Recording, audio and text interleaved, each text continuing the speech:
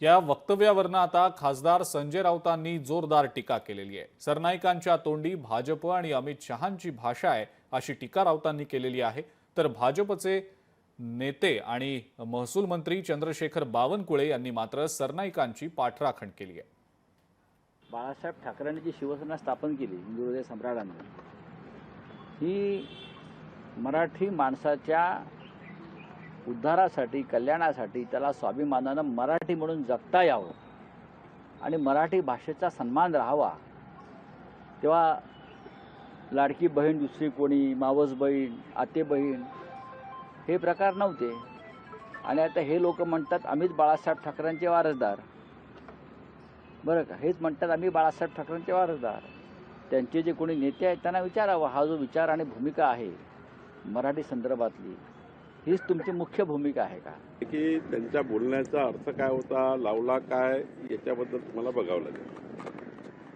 त्या ठिकाणी मीरा भाईंदर किंवा तो जो भाग आहे मुंबई उपनगराचा, त्या ठिकाणी हिंदी भाषिक लोक राहतात आणि मराठी ही सर्वांकरता, आमची माय मराठी ही सर्वांकरता आमची बोलीभाषा, आमची राहण, सकाळी झोपून उठल्यापासून झोपतपर्यंतची भाषा मराठी आहे। प्रताप सरनाईकही मराठी दिवसभर बोलतात, त्यांचाही पूर्णपिंड मराठी आहे। आता त्या ठिकाणी जो वर्ग बसलेला आहे त्या वर्गासमोर ते हिंदी वर्ग बसला असल्यामुळे ते हिंदीत बोलले असते। या वक्तव्याचं मराठीच्या विरुद्ध आम्ही आहोत किंवा मराठीच्या विरुद्ध प्रताप सरनाईक आहे असं मानण्याचं काही कारण नाही आहे। तुम्हा सगळ्यांचा हिंदीबद्दल काही द्वेष आहे का?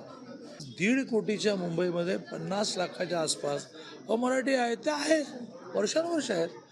त्यांच्याशी आपण हिंदीमध्ये बोललो तर व्यवहार सोपा होईल, यात अडचण काय? सक्ती करू नये ह्या मताचा मी आहे। सक्ती करू नये या मताचे सरकार आणि माननीय देवेंद्रजी पण आहेत।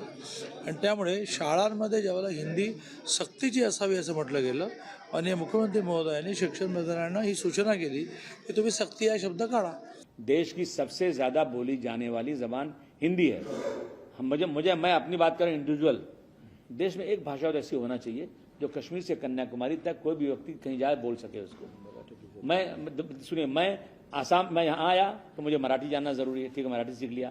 कल मेरा ट्रांसफर हो गया आसाम में, अब मैं आसाम की सीखूँ वहाँ पे, क्योंकि आसाम में काम कर रहा हूँ मैं। कल मेरा ट्रांसफर हुआ गुजरात में, मैं गुजराती सीखूँ। देखिए, एक भाषा, हर स्टेट की भाषा का स्वागत है, लेकिन एक भाषा ऐसी होना चाहिए मेरे ख्याल से कि जो देश में चले, वो भाषा हिंदी। लोकशाही मराठी ऐका, पहा, जागरूक रहा।